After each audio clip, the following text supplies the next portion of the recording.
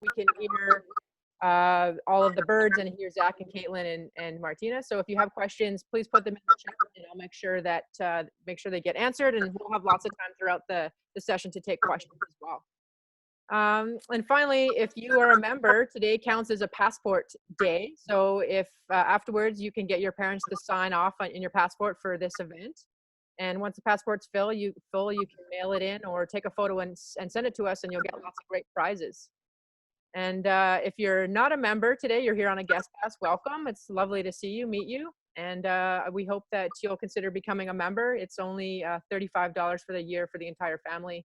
And you get access to lots of amazing content like this, as well as hopefully in the fall, back to our in-person Explorer Days as well. So that's it from me. I'm gonna turn things over to the team at OWL here. I'm gonna pin them in the main screen. So hopefully you guys should be able to see them front and center. So just give me one sec here.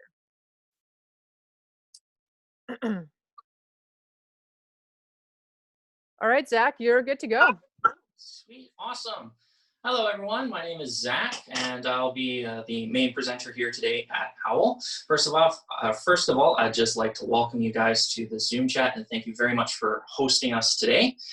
So we're going to be here for about 30 to 40, maybe up to an hour. We'll see how everything goes. And what we're going to be doing is we're going to be learning a little bit about the birds that we take care of here at OWL. So OWL, like your presenter and host said, is a place that takes care of injured birds of prey. So we usually work with the raptors, and the raptors include the groups of birds that are eagles. We work with hawks, we work with owls, we work with falcons. We also work with vultures and osprey.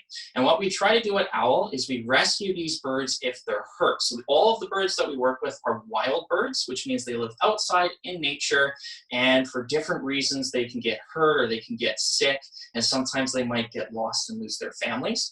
And so what we do is we bring them all into our center here at OWL, and we do everything we can to help them feel better, help them grow up big and strong, and hopefully help heal them too if they're sick or injured, so that they can go back to their homes out in the wild.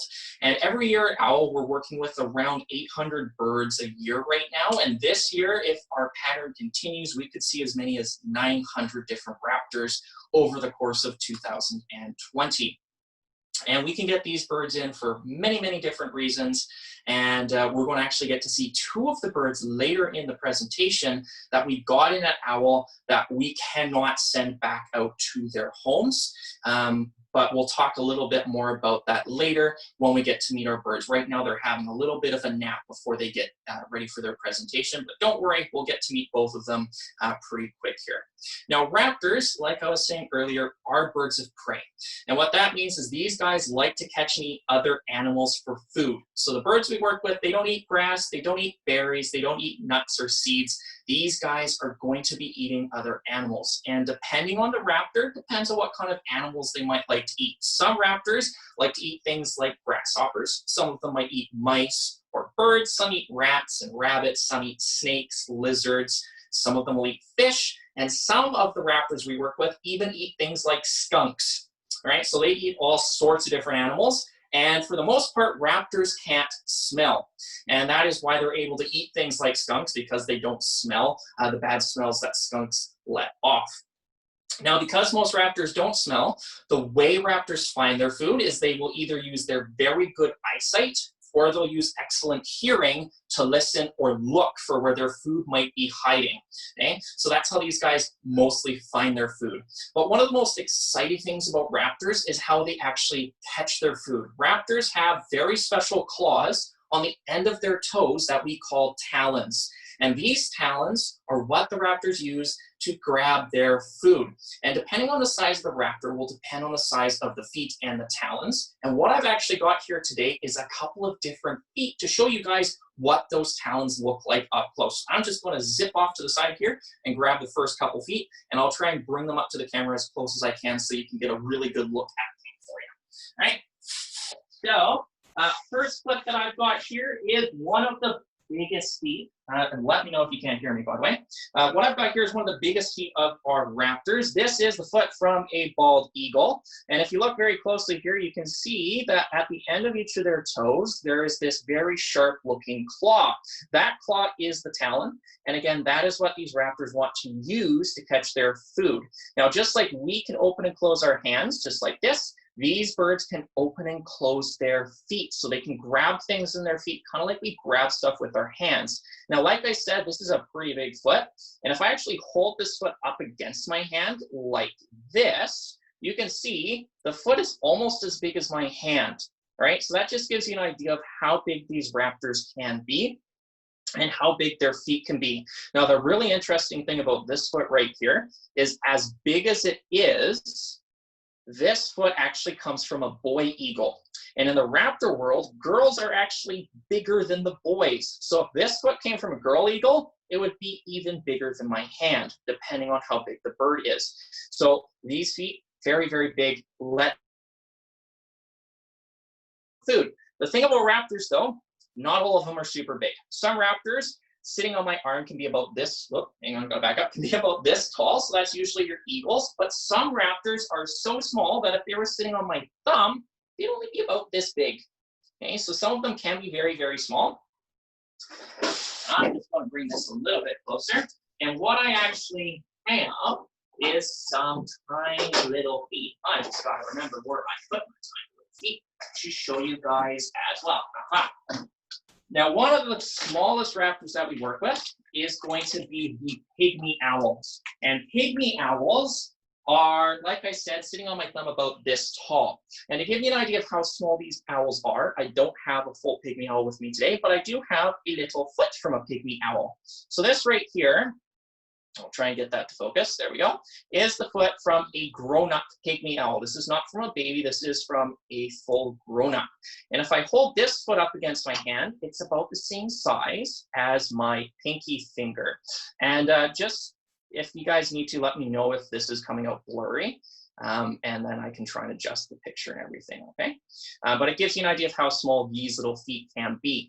Now, even though this foot is very small, pygmy owls still eat other animals. Sometimes they'll eat smaller things like bugs, but pygmy owls sometimes will even catch mice with these little feet. So don't let their small size fool you. They are very, very good at hunting and very good at catching the food that they need to survive out in the wild. Okay, so they're very good at what they do.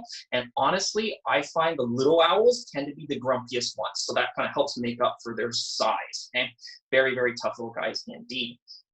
Now, while I have this foot here, another really cool thing about the owls is they can actually move one of their toes. So I'm going to go and find my eagle foot and bring that back up for you. So if you look at the eagle foot, you're going to see there are 3 toes at the top of the foot and 1 toe right here at the bottom. But if I move or bring out this owl foot again, you might see that there are 2 toes. I'm going to try and get this camera to focus. There we go. There's 2 toes at the bottom and 2 toes at the top. And that's because owls can do something really cool. They can move one of their toes from the bottom of their foot to the top of their foot, so they can make their foot look like this, and then they can move the same toe from the top of their foot to the bottom of their foot. Now, I don't know about you guys, but I can't move my toes around my foot like that. They kind of just stay in one spot and wiggle a little bit. So that's another really cool thing that the owls can do that not a lot of us can do either. Okay? So pretty cool thing that the owls are able to do.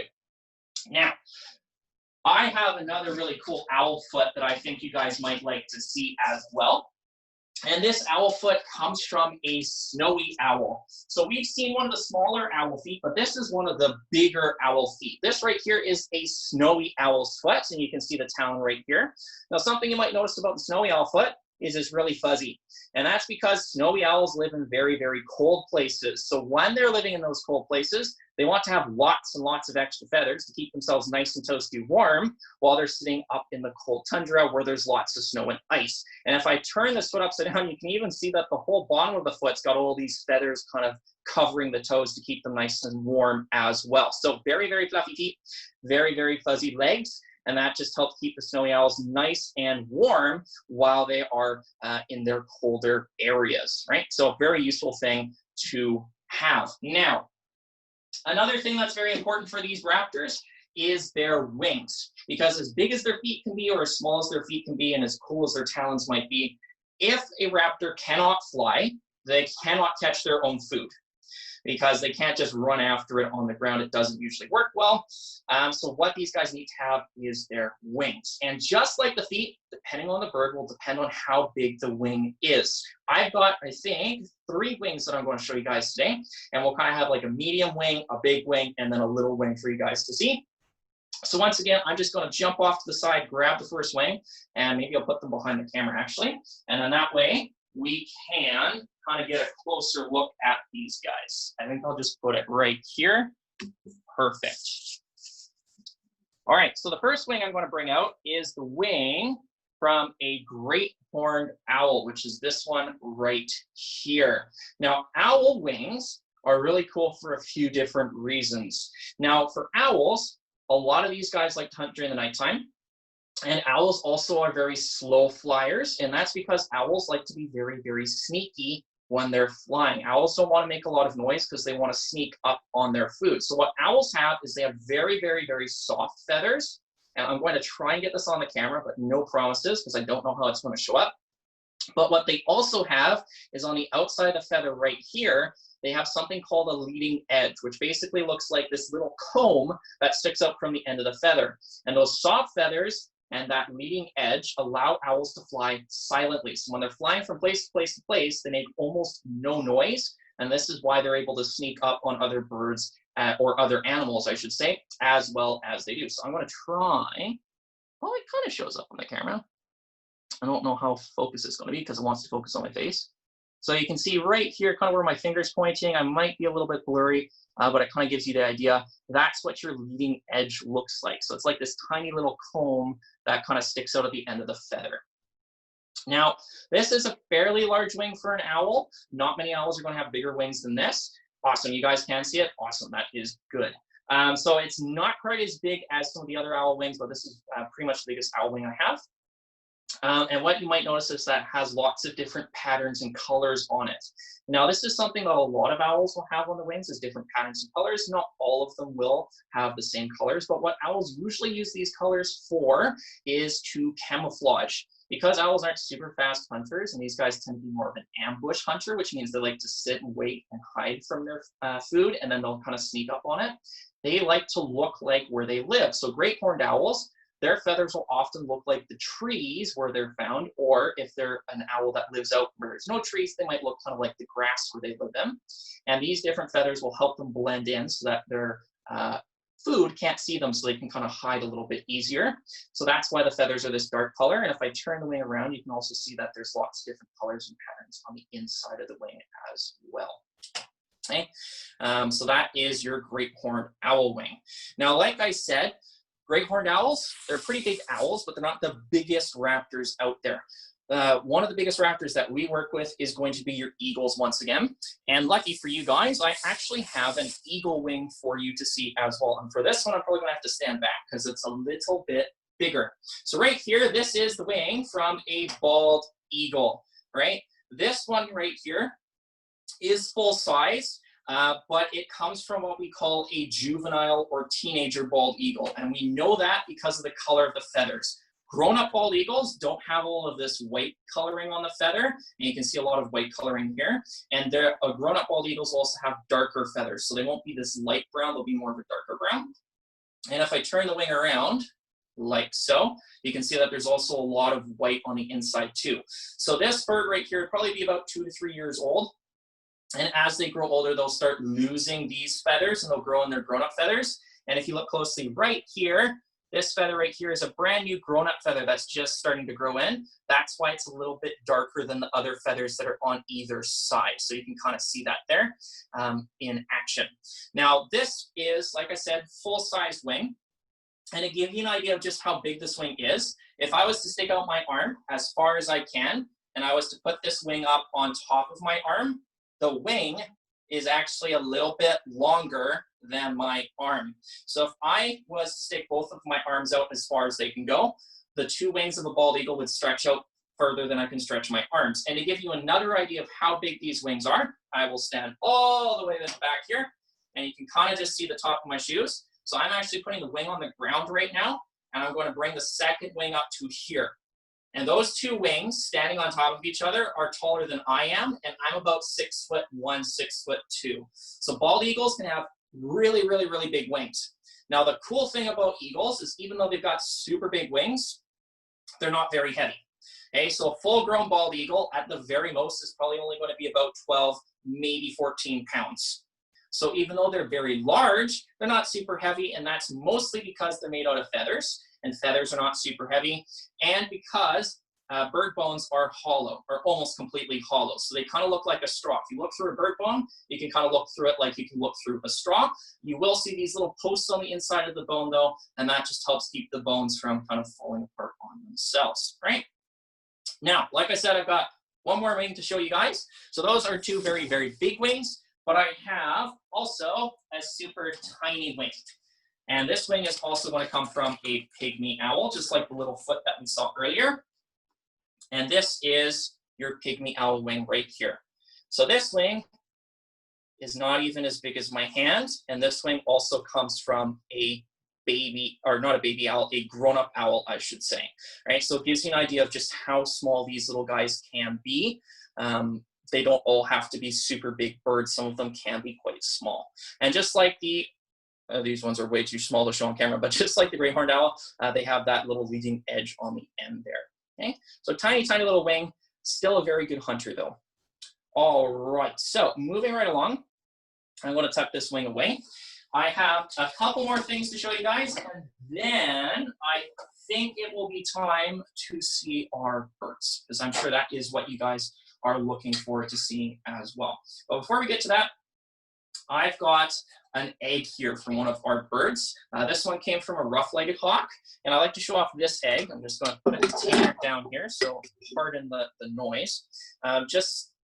This came from a rough-legged hawk, and the reason I like to show off this egg is because it's got all these speckles and spots on it, and those speckles and spots will actually help keep the egg hidden from other animals. So that way, if another animal sees this egg, it might go, oh, that kind of looks like a rock, I'm not going to try and eat it. And it kind of gives you an idea of what these raptor eggs will look like. Now, don't worry, this egg is empty. If I was to turn it upside down, this right here, that right there that my finger's pointing to is actually a hole. So when we get the eggs, we can actually check to see if there's any baby birds inside of them by shining a very bright light against the egg and then looking at the egg from the other side. And it actually shows an outline of what's inside the egg. And what we can look at is to see if there's a baby bird inside. And sometimes when eggs are laid, there's no baby birds, just like the chicken eggs that you would get from the grocery store. And when we saw that there was no baby bird in this egg, we drained out the yolk and stuff, because if you leave that in the egg, it gets very, very smelly, and we don't want it to break by accident and have a rotting egg all over our presentation area. Doesn't usually smell very nice, okay? And if you guys wanted, you can even try this experiment at home with a chicken egg. Just get a very bright light, shine it against the end of the egg, and you can actually see the outline. Just don't drop the egg. It will make a little bit of a mess if you do that, okay? So there you go. This is kind of what you're looking at for your rough-legged egg. Thank you, Caitlin. I don't want to drop that because that would not be ideal. All right, so what I think we're going to do now is I'm actually going to go and into the back room that we've got the birds tucked away for now, and I'm going to go get our first of two birds, okay? So when I come back, I'll tell you a little bit of a story, but I will be gone for probably about a minute or so, and I'll be back in just a sec. So hang on, I guess we can call this an intermission. I just got to go run and grab the bird quickly, and I'll be back in just a couple minutes. So I'll be back soon. Try not to. Hello there. Hey, buddy.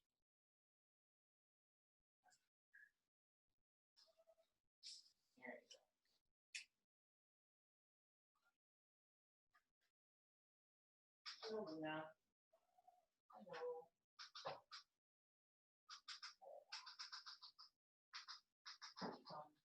There's our good. Hey, buddy.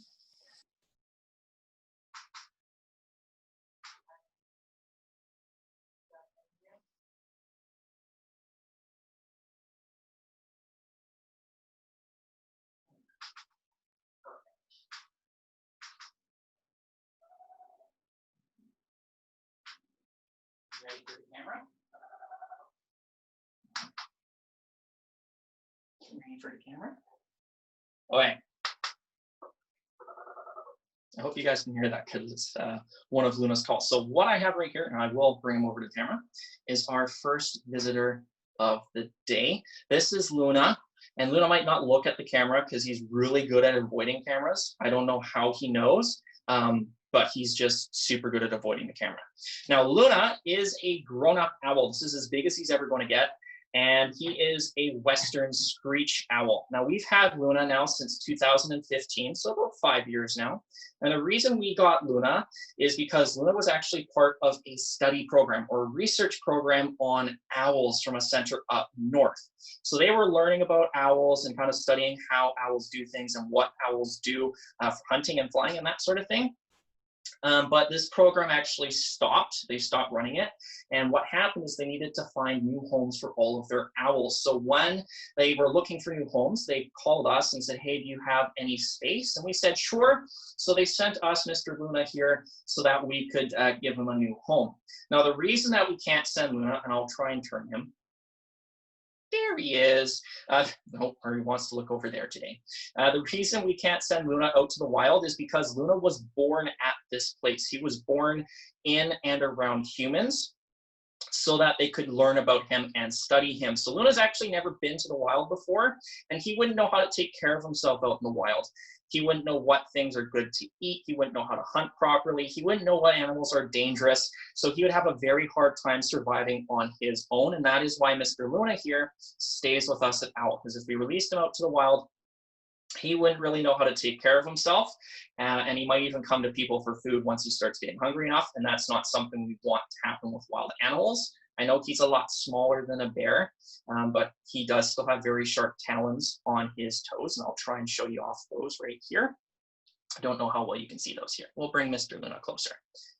There we go. So you can kind of see those talons on the end of the glove. He's very much wanting to look away from the camera today, but that's just kind of how he is normally. There he is, Mr. Luna. You want to look at the camera? No.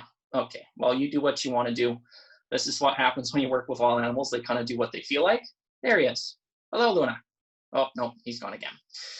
So like I said, Luna's going to be with us for the rest of his life. And he was born back in, I believe it was 2010? Yeah, so 2010. So he's about 10 years old right now. And for a Western screech owl, that's actually pretty old. These guys in the wild don't really live super long. They only live to be about maybe 5-ish years on average in the wild. So him being 10 years old is actually pretty good for him. And we could expect to see him live a little bit longer. The oldest screech owl we ever worked with here at OWL was 17 years old before he passed away from old age. So these guys can live for a long time when they're being held in captivity. And that's just because life is easy here. He gets food on his favorite stump every single day. He doesn't have to worry about any other animals trying to eat him. He doesn't have to worry about finding food and chasing food all around the area. So that's why these guys can live a little bit longer. Now, again, if you look very carefully, and again, hi. So that's one of the calls that the screech owls make. I was kind of hoping he'd do that in front of the camera. He does it again. I'll try not to talk over it. But if you look very carefully, you might notice that he's got these little feather tufts at the top of his head kind of sticking out. You have heard it? Awesome. So those little feather tufts are basically just there for decoration. They're not actually ears. I know they're sometimes called ear tufts, but they're not ears. They're just little feathers that stick out at the top of their heads, and they kind of make the owls look a little bit bigger. Now, something else that all of the owls have, and this is actually something that's very important for owls, is they have something called a facial disc. So when Luna is looking at the camera, you might notice that there's kind of a circle on his face. And that circle is the facial disc. And what the facial disc does is it actually brings sound into the ears and kind of helps direct it into the ears to help owls hear better. Owls are very, very good listeners. Some of them can hear a mouse running around under snow from 30 feet away. Okay, so they have very good hearing. Luna here in this room would probably be able to hear a mouse just running around on the carpet. And that facial disc, or that circle of feathers on his face, which I will try and show to you. No, just going to turn your head side to side. That's okay, buddy. That facial disc is what these guys use to help bring sound into their ears. Now, another thing that owls have that's really cool is actually their ears themselves. Owl ears are what we call asymmetrical. And what that means is that owl ears, unlike people ears, do not sit on the same height on either side of their head. So if you look at my ears, they're basically the same height. They're kind of on the same area of my head. But for Luna, one of his ears is actually higher and one of his ears is lower down than the other. And this gives owls kind of a 3D hearing almost. So they're able to hear sounds going on around them a lot better, and they're able to figure out where their sounds or where those sounds are coming from a lot better than we can. So that's another reason that these guys are super good listeners and why they like to listen for their food. Now, owls also have excellent eyesight, and you're probably going to see that Luna's eyes, they're pretty big. And those big eyes will help birds like Luna see in the dark and also see things a lot better than we can. Unfortunately for owls, their eyes are so big that owls can't actually move their eyes. So for us, if I hold my head completely still, I can move my eyes to the left, to the right, I can move them up, I can move them down, I can even look at my nose or spin them around in circles. Owls, though, they can't move their eyes at all, not even a tiny little bit. And that's why you might notice Luna kind of moving his head around from side to side. Yeah. That's why you might notice him kind of circling his head around. Because he can't move his eyes, if Luna wants to see things going on around him, he actually has to turn his head from side to side to see what's happening around him. Now, owls can turn their heads a lot more than we can as people. Owls can actually turn their heads 270 degrees. And what that means is if Luna wanted to, he can look at the camera. He can then look over to his right. He can then look behind him at that lovely banner behind us, and then he could turn his head to look to his left without having to go back around again. And that is super awesome for these guys. It just helps them keep an eye on what's going on around them. Now, owls cannot spin their heads in full circles. They can't just go round and round and round and round and round and round again. Doesn't quite work that way, but they can get pretty close. Now, the reason owls are able to move their heads as much as they can is because owls actually have more bones in their necks than we do. So we as people, we have 7 bones in our necks. Owls have 14. So those extra 7 bones allow the owls to move their heads that extra distance, and that's why they're able to kind of turn their head around. Now, not only can owls turn their heads pretty far, owls can look up, they can look down, they can turn their heads sideways, and they can even turn their heads upside down if they really want to. Luna's never done that before in a presentation. I don't expect him to start doing it now. He doesn't like to show off a ton. But what sometimes I can show you with Luna is another cool thing owls can do. Owls can actually hold their heads completely still while their body is moving, and this helps them focus on things going on around them. I'm going to try and show you this. Luna doesn't always like to work on this trick though. So what I want to try and do is keep Luna distracted. And what I want you guys to do is look at his head, and I'm going to turn his body with my glove. Right there. So as you guys can probably see, oh, he's moving his head now. Luna's head will actually stay in one spot while his body is moving. And this helps him focus on different things going on around him. He's caught on to the trick now, so he's going to start moving his head around.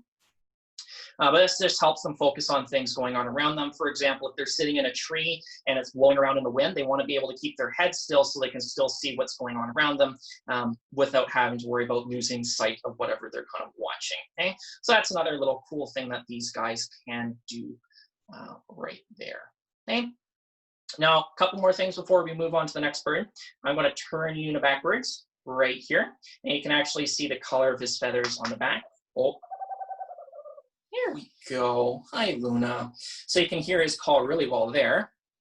And if you look at his chest, you can see that both the back and the chest have lots of patterns. Like I was talking about earlier, those patterns on the feathers will help keep these birds camouflaged so that they're able to stay hidden from other animals. Now, even though Luna is an owl and he eats other animals, Luna still has to worry about being eaten by bigger owls or maybe other raptors, or sometimes even things like bigger squirrels that will raid their nests and eat their babies. So it is very important that Luna can stay hidden, as he does have to worry about other animals maybe trying to eat him and hiding from his food so that his food doesn't run away from him because they can't see him.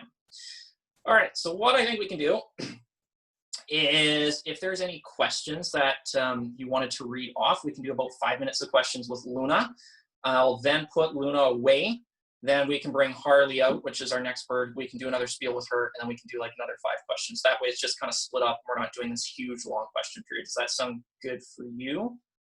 Because I think that might work best for us. Generally, I try to do questions with the birds out so they can help me answer them. I'm not sure if you're able to kind of switch that back out, because I'm not sure how the Zoom calls all work. Sounds good? Sweet. So if you wanted to kind of read them off, and then we can kind of just go from there. Are you going to kind of switch back into the call? Yeah, sure. I can read them off. So the first question is just wondering why it's on a leash. Oh, why there's a leash? So this is kind of just habit. We are inside a building, so it's not the end of the world. But the reason we have a leash is because Luna can still fly. So we don't keep him because he has broken wings. Luna can still fly. And if I was to let him go and he started flying around the office, that wouldn't be great. There's a lot of file folders and things he can knock off. Plus, there's a couple of windows, and birds can't actually see glass. So if I didn't have this leash on and he flew away from me, he might bump into a window and really hurt his head. And I don't want that to happen. So we just keep the leash on so that he stays with me for the rest of the presentation. When we're done the presentation today, I will take him back to his cage and he can fly around, and he doesn't have the leash on when he's out in his cage. It's just for presentations, and it just keeps him with me in case he gets scared. Because sometimes if there's a loud noise, he gets scared and tries to fly. So the next question is wondering, are Western screech owls nocturnal? Yeah, they're nocturnal. You might sometimes see them hunting in the day if they're super hungry and they think they need to eat right away, but they are for the most part nocturnal. So you're not going to see these guys really during the daytime. They will kind of tuck themselves away and hide from sight. How many kinds of owls are there? Well, in BC, I guess, and then maybe in the world as well. All right, so we've got 15 types of owls in BC, and in the world, there's at least 220 different types of owls. So there's lots and lots and lots of them. And I believe in North America, there's 19 different. So we actually get quite a few of the North American owls here in BC. But there's, like I said, 220 different species at least in the world. And I can't list all of those off by memory. That's a little bit too many. What about the different sizes? Do the females and males same size? Are the males bigger? So females will be bigger. That's kind of across the board for most raptors, is females will be bigger. So Luna's a boy, so the females can be a little bit taller and they'll weigh a little bit bigger and their feet will be a little bit bigger. And that's generally how we tell if we're looking at a boy versus a girl, just because the girls are bigger. Other than that, they look pretty much exactly the same. It's basically just size for these guys. And how many eggs do they lay? How many eggs? These guys lay 2, 3, 4 eggs. Depends on how much food's in the area, that sort of thing, and how healthy the birds are, how many eggs they'll be able to lay. Are there screech owls around the Lower Mainland? Like where can people see them in BC? There's not a ton in the kind of Delta Surrey area. If you're wanting to find screech owls, and again, there's not a ton of them locally, you might have to go out places kind of like towards North Vancouver, West Van, North Shore. I know sometimes they see them up at Grouse rarely, because these guys are more of a deeper forest dweller, so they're not really going to be in the urban environments as much. And like I was mentioning earlier, these guys have kind of had an issue with our invasive species of squirrels, kind of pushing them out of their normal nesting areas. So they have a lot of problems with kind of sticking in urban areas. So mostly out in the forests. Like I said, closest place is probably the North Shore if you want to. But like I said before, these guys are really good at hiding if they don't want to be found. But if you see one in the wild, that's a really cool experience. Do you ever care for birds that aren't raptors? No, we just work with the raptors. That's all our permits allow us to work with. So we have permits from the government to work with wildlife. You can't just keep these guys as pets. You can't find one on the road and keep it in your house. You actually have to get special permission to work with these birds, and our permits only let us work with raptors. If you find a bird that is injured and it's a raptor, you can absolutely give us a call and we'll do everything we can to help it out. The closest place in the Lower Mainland to help out other types of birds like crows, ravens, or songbirds is called Burnaby Wildlife, and they will work with pretty much any bird that we don't work with, and that's what their permits allow them to. Awesome. Somebody's wondering, what's the biggest owl in BC? Largest owl in BC, so there's 2 different answers. We have the tallest owl and the heaviest owl. So the tallest owl is the great gray owl, and they also have the largest wingspan, about 5 feet long for a great gray owl. And so Luna here on my glove, you can see how tall he is. A great gray would be about this tall, right about here. And they're the tallest. Now, even though they're very tall, they're kind of like tall and skinny. So they aren't very heavy, and they actually have very small feet despite their large size, and that lets them catch smaller animals. Now, the heaviest bird, or heaviest owl, I should say, in BC is your snowy owl.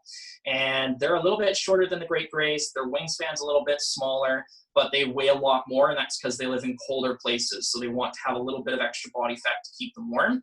So a snowy owl could be up to 2 kilograms, sometimes a little bit more, depending on the size of the bird. A great gray owl, you're looking at closer to about 1.2 kilograms at the most. So one's taller, one's a little bit shorter, but it's heavier just because of how they live and where they live.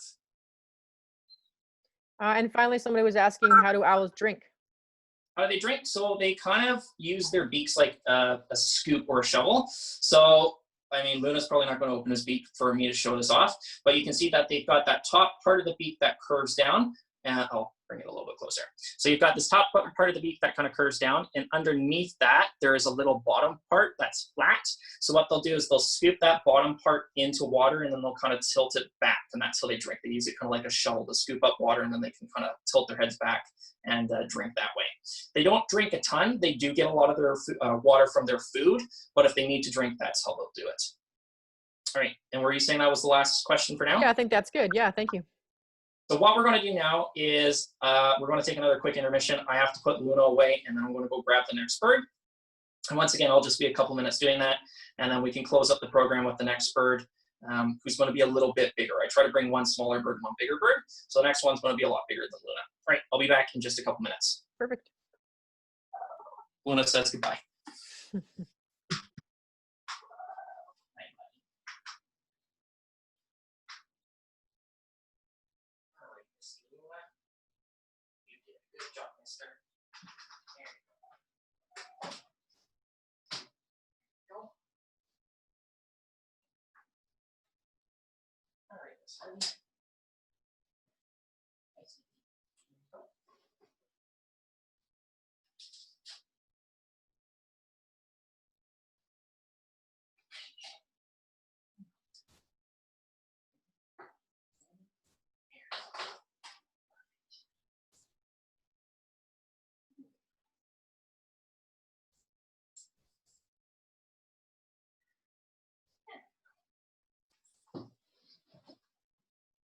All right, so I've got my second bird with me today, right here. So this is Harley. Oh, she's got to stretch her wings for the camera.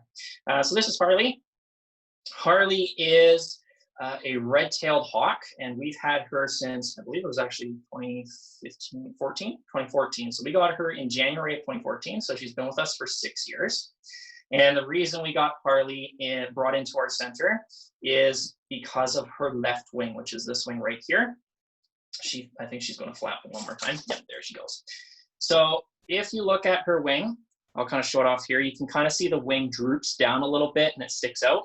So here's her other wing. It's tucked in nice and tight to her body. And this wing kind of sticks out and droops a little bit more. And that's because at one point, Harley was actually living out in the wild on her own, but unfortunately, she got her wing broken. Now, we don't know for sure how her wing was broken. What we do know is that Harley was found at a garbage dump eating different kind of food scraps there because she wasn't able to fly with a broken wing. And the people who worked at this garbage dump, which was up in Prince Rupert, noticed that she had a hurt wing. So they called us at OWL and they said, hey, can you help her out? We said, sure. So she was brought to one center up in Prince Rupert, and then she was sent down to us. And when we got her, we did everything we could to try and help her wing fix itself and sit the way we wanted it to so that she could start flying again. But unfortunately for Harley, oh dear, I think she might need to use the bathroom. Oh, there you go. She saved that for the camera. Thanks, Harley. So unfortunately for Miss Harley, we were not able to fix the wing the way we wanted to, because by the time we got her, her wing had actually started to heal itself and fix itself. So there wasn't a whole lot we could do to kind of correct what had already been done. Once the wing heals, we're not usually able to re-break it and trying to heal it that way, just because of the fact that the bones of these guys, like I said before, are hollow. And sometimes if it's already healed and you try to break it again, you can actually break it in a different spot and just make things worse. So unfortunately for Harley, her wing healed itself. It did not follow the instruction manual. And that means that even though Harley's wing is fixed, she can't fly very well. So for Harley, she can maybe fly about 20, 30 feet on her own, and then she's not able to fly much further and she has to land and stop. Plus, Harley can't get very high up into the air just by flapping her wings. And because of the fact she can't fly more than 30 feet at a time, and she's not able to lift herself very high up in the sky, she's not able to fly well enough to go out hunting in the wild. And so that's why we keep her here with us at OWL, just because she's not able to fly out very well on her own. She wouldn't be able to hunt very well. She wouldn't be able to keep herself safe from, for example, a coyote or something like that, because believe it or not, coyotes will actually eat these guys if they can't fly away from them, just because it's right there and it's easy to catch. So that's why she stays with us here. She does have a cage that's large enough for her to fly back and forth in it, just so that she can still fly to the limited ability she has. And she's quite comfortable in there. Now, like I said, thank you, Harley. Harley is a red-tailed hawk. And the reason we call these guys red-tailed hawks is because they have a red tail. So what I'm going to try and do, hopefully without Harley knocking over the camera, yeah, I'm looking at you, Missy, is I'm going to try and show off the color of her tail so that you guys get a really good look at the different colors of her tail. She might decide not to show it off, but we will see. There you go. That's a nice kind of show, oh, hi Harley, of her tail feathers. So you might notice that even though she does definitely have some red in her tail, not all the feathers are completely red, and some of the feathers don't actually have any red in the tail at all. And that's because Harley is actually a Harlan's red-tailed hawk. So even though she's red-tailed hawk, there's actually different types of red-tailed hawks. They're also red-tailed hawks. They all basically look fairly similar, but different red-tailed hawks subspecies will have slightly different colors from each other. So Harley and the Harlan's red-tailed hawks, and that's actually why we call her Harley, because she's a Harlan's. We're not always super original with our naming. It's just kind of how it works, unfortunately. If I got to name things, it'd be completely different, but they don't let me come up with names. They say they're silly. So there you go. For Harley, she's got much darker feathers on her body, so she's going to have a darker brown color. And her tail feathers are also going to be a very different color from each other, just because she's a Harlan's red tail. So what I'm actually going to do is I'm going to walk over there, and I might give Caitlin here, who you can't see, but she's off the camera. I'm going to let her kind of go through because I've got two red-tailed hawk feathers, one's from Harley, one's from just a Western red tail in that bag. So I'll get that to you. And if you wanted to, I'll bring it to you. It's okay. Harley doesn't mind if you walk around. She's done this more than enough times with me. If you want to grab those, I can kind of show the different colors of red-tailed hawk feathers for you guys, because Harley doesn't sit still. Do you? Sitting still is not what you signed up for, right? Yeah. Now, something else that I can kind of show you guys with Harley is you see those very large talons right here on my glove, and you can see these ones right here as well. That is why I wear these large gloves. Now, even though Harley's being pretty gentle, these talons are super duper sharp, and even if she's just kind of sitting here on my arm and she decides to kind of the grip so she doesn't pull off, those talons can make big holes in my arm, and that's why we always wear these gloves. This is actually about 3 layers of leather right here, and if Harley really wanted to, she could poke holes straight through this and get into my arm. So these guys, very, very strong. Those are just feathers, Harley. Harley sees the feathers off screen and she's like, what are those? So that's why we've got these large gloves on. So I've got the 2 different feathers right here. This one that I'm wiggling right now is one of Harley's old tail feathers, and the other one right beside it is a Western red-tailed hawk tail feather. So it gives you an idea of the different colors of red-tailed hawk tail feathers that there are. There are more types of subspecies of red tails that have different colored feathers, but these are the only 2 that I've got here today. So again, this one over here that's closest to Harley is one of Harley's old feathers, and this one that's closest to me is a Western red-tailed hawk feather. So different colored feathers. They both have the red. They just look a little bit different from each other, just depending on the subspecies of the bird. Yeah, this is one of your feathers, Harley. There you go. Thank you very much. Now for Harley here, Because she's a hawk, she's got some differences from owls. So hawks, for the most part, don't have that facial disc. There is one type of hawk in BC that has a facial disc, which is the northern harrier. That's a very, very different bird altogether. For the most part, hawks don't have a facial disc because hawks don't really use their hearing to find their food. These guys mostly want to use their eyesight, and hawks have fantastic eyesight. Basically, if we wanted to see as well as a hawk does, we would need to wear binoculars all the time because hawk vision is like binocular vision. They're able to see things much further away than we can, and they can see them in better detail. So if Harley wants to find her food, all she has to do is sit in one spot and kind of look around with those binocular eyes to help her figure out where things are and what might be hiding around her. Plus, Harley and red-tailed hawks also like to soar up in the sky, so they'll kind of slowly circle around in the sky, and they can use their excellent eyesight to see things on the ground below them, even if they're a kilometer up in the sky, just to kind of scan for maybe mice or rabbits or whatever might be running around underneath of them that they might want to catch. Okay, and I'm going to try and bring Harley a little bit closer to the camera so you can see those beautiful eyes. There you go, Harley. You want to look at the camera?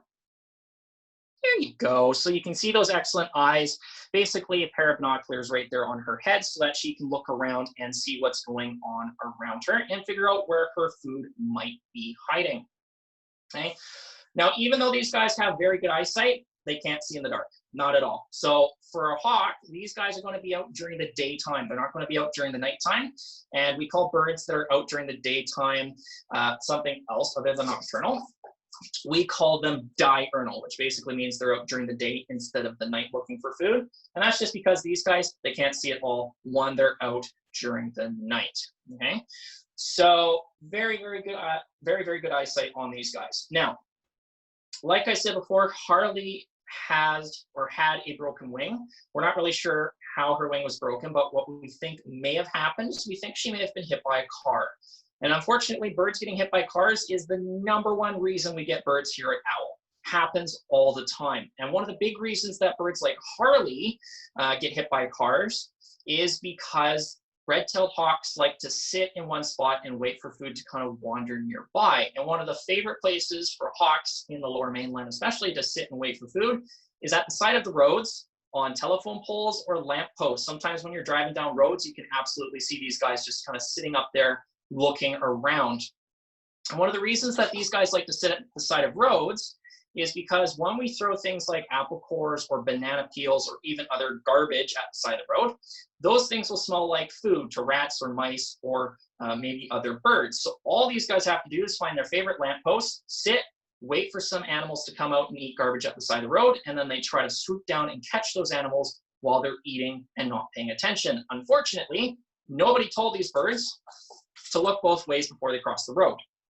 So when they're looking for food and when they're hunting, they often get themselves in trouble because they just fly across the road, they don't look both ways, and they can get hit by cars. So one big thing that you guys can actually do to help these birds stay a little bit safer out there is make sure that we're not throwing garbage around on the road. Don't throw it outside your car while you're driving. Don't drop it on the sidewalk while you're walking around. Just keep it in your pocket, keep it in your car until you can find a garbage can or recycling bin or organics bin, depending on where you are, where those things can properly be put away. Because trust me, these guys often get themselves into trouble just by flying across the road, and we don't always have good results from that. And believe me, when I say that we cannot tell these guys not to do it, they don't listen to us. Do you, Harley? You never listen to me when I tell you not to do that. Yeah. All right, so we've got about 10 minutes left, so what I think we're going to do is turn you guys back over to questions. We'll do the last couple more questions. And then unfortunately, that's pretty much all the time that we have for today. So I'll let you guys return to questions and then we'll kind of go from there. Hi, Harley. So how many red-tailed hawks do you have at the center right now? Ooh, how many red-tails do we have? So we've got 3 permanent residents. So those are 3 birds that stay with us forever. We've got Harley here, who's our teaching permanent resident. So her job is to help teach people about these birds.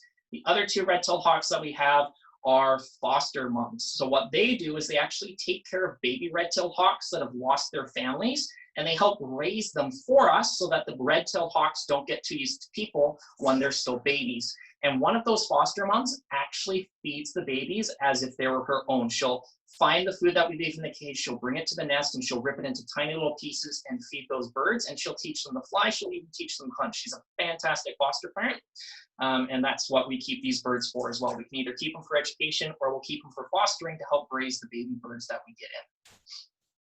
I'm not sure how many wild ones we have, though. I'd have to go look. We have quite a few, but I'm not sure how many we have off the top of my head. How many birds do you have at the center right now? You said about 900? No, not that's so how many we get through a year. We've currently got probably about 130, 120, somewhere in there. No, I don't have food for you, sweetie, sorry. She's looking for food. We have about 130 birds, give or take, at any given time, depending on how busy we are. Sometimes that can be more. See, I usually keep food in my pocket, so every time I bring my hand down there, she thinks I've got food for her. I gotta keep my hand up here. How much does she weigh? Right now, she's about 1.1 kilograms. Sometimes she'll go up to about 1.2 kilograms. So she's not super heavy. The reason I keep my arm here is one, just because she's on the end of my arm, it kind of starts to weigh it down after a while. And like I said, if I keep my hand down here and she's not been fed yet, she thinks I have food. So I don't want to tease her by accident. That's just our doorbell. You can ignore that in the background here. How many owls do you guys have at the facility right now? Oh dear. We have so many right now. I'd say probably about half the birds we have are owls, usually on any given time, about half of them. So of the 130, you might see like 70, 65, they're owls. Most of them are going to be barred owls, which are the more common ones. We also get a lot of great horned owls and barn owls. Those are kind of the top 3 common ones. We've got a couple of smaller owls as well. But it kind of just depends on the time of year as well, because some of them will actually migrate and we'll only get them at certain times of year. So it just depends. How do you feed them? So for Harley, I'll actually feed her on the glove. I'll hold up a piece of food and she'll take it from my hand. I just have to watch my fingers, because sometimes she gets a little bit greedy and tries to take the finger too. But for the most part, for our wild birds, we'll go into their cage and we'll hide their food behind our backs, and we'll just kind of drop it somewhere, and then we'll leave, and that's how we feed them. Because we don't want these guys to think of us as people, or as feeders. We don't want them to think that we have food for them, because then if you release it to the wild and they think people have food, they're going to start coming to people for food. So we kind of hide it behind our backs. We'll just walk around the cage and we'll drop it in random spots, and then there's magically food on the ground for them, and they just kind of hunt for it on their own. We usually feed them dead food, but sometimes we'll also give them live food just so that they can practice hunting before we return them to the wild, just depending on the bird.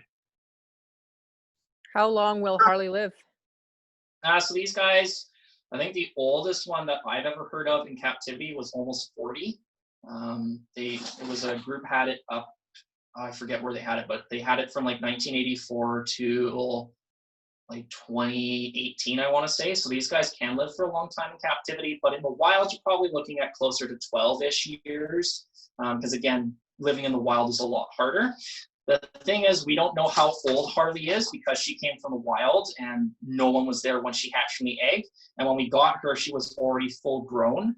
So we're not really sure exactly how old she is, and she's never told us, and probably never will. So we don't know how old she is, so we can't really predict how much longer she'll be with us. Hopefully for quite a while, but we don't know for sure.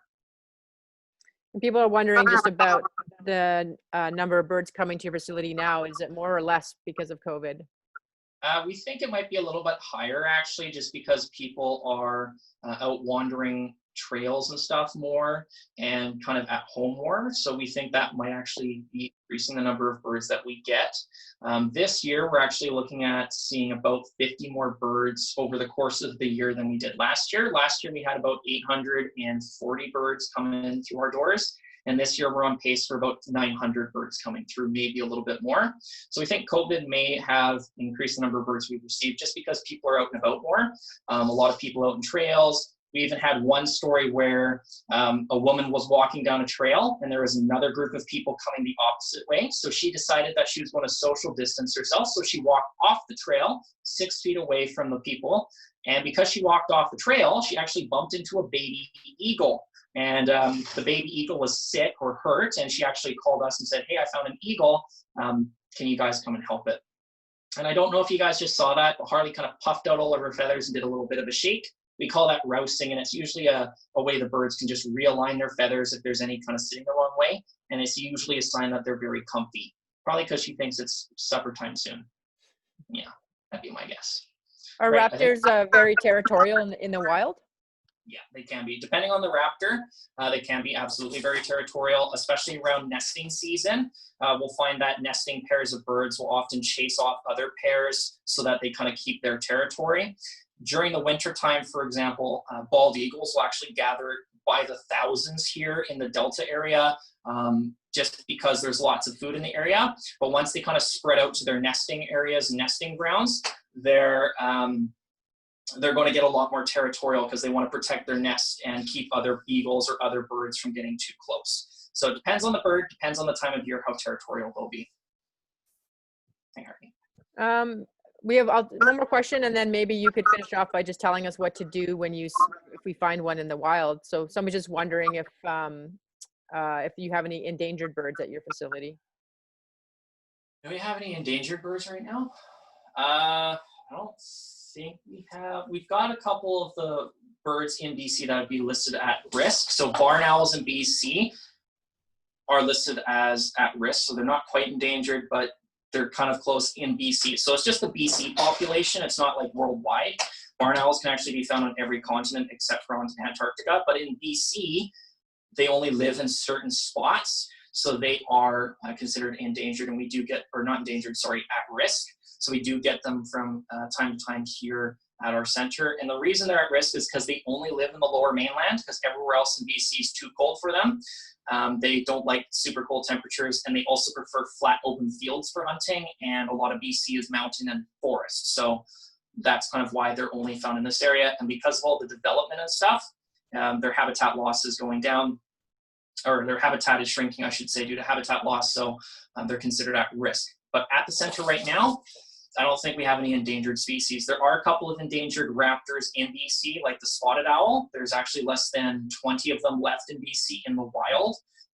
So they're considered endangered, but the chances of us ever seeing one of those guys is very, very, very, very, very small. All right. So I'm just going to wrap up real quick for you guys by telling you how you can help out these raptors. And then unfortunately, that's pretty much all the time we have. So if you're in BC, the best way you guys can do, or best thing that you guys can do to help these raptors is if you ever find one that looks sick or looks hurt, so it's sitting on the ground, maybe its wings sitting at a bit of an angle, or you're able to walk really close past it and it doesn't even try to fly away, or maybe its head's just hanging down, or maybe its eyes are closed, or it's sitting in the middle of a field in broad daylight. Those are all signs that something's not quite right. If you see that and you think the raptor is hurt and needs help, the best thing you can do is give us a call here at OWL. Maybe you want to put our website or something in the chat or something like that, because my hand's unfortunately a little bit full. Sorry about that. And you can give us a call any day of the week, any time of the day. And what we can do is we can try and instruct you guys on the best thing to do in the situation. Sometimes we might ask you just to put like a container over top of the bird so that it's safe, and then we'll call one of our local volunteers, because we actually have volunteers all over the province who can come pick it up and then get it down to us, either by plane or by truck, or maybe just kind of ferrying it down car by car. What I do want to kind of caution about, though, is even if this bird is hurt and it needs help, they don't know you're trying to help them. They see you as a big, scary, tall thing that maybe wants to eat them. So even though it's hurt, it's still going to try and protect itself. And like I said, these guys have very sharp talons. That's why we wear these big gloves, to keep ourselves safe. So please, unless we tell you to over the phone, do not try to approach too closely, and do not try to pick up the bird by yourself, because those talons, even if they're hurt, can still do a lot of damage. So make sure that you stay safely away. Sometimes the best thing you can do is give us a call and just stand nearby so that you can tell our volunteer, who will show up with a net and gloves, where the bird is. Because what we get a lot of the time is people will say they found a bird, but they'll call us after they've already left, and they don't stay with the bird. So when the volunteer shows up, it's really hard for them to find out where the bird still is. So even the best thing sometimes, just give us a call, stand close to where the bird is, so that when the volunteer shows up, you can go, it's right there, and it needs your help, and we can do the rest from there. So that's the best thing that you can do for us. Like I said, any day of the week, any time of the day, we're open 24/7, 365. That was amazing. Thank you so much, Zach. And you can't, Caitlin is there as well. She was the assistant off camera, and Martina is behind the camera as well. So thank you to all three of you so much. That was amazing. No worries. Thanks so much for hosting us, and thanks so much for letting us do this presentation. Hopefully it was really cool for you guys to see some of these birds and some of the different props. And thanks so much for letting us come out and talk to you guys for about an hour. Enjoy the rest of your day, wherever you guys Thank you. You're very, very welcome. Thank you very much for coming out. Enjoy the rest of your day, guys, and have a great rest of the summer. Thanks very much, guys. Have a great afternoon, everybody. You too. Bye. Bye. Bye. Bye. Bye.